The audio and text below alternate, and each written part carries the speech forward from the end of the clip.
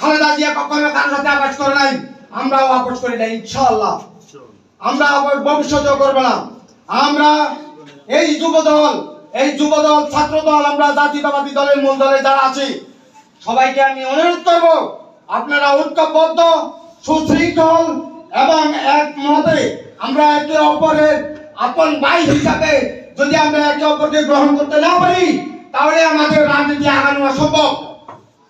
আমরা এক ভাইয়ের রক্ত চললে আমরা যেন 50 শহীদ না হওয়া পর্যন্ত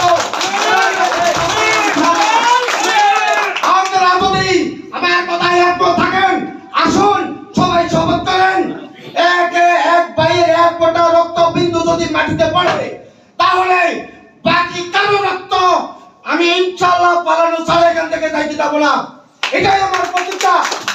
আমরা একে অপরের জন্য হাত তুলতে হবে। আমরা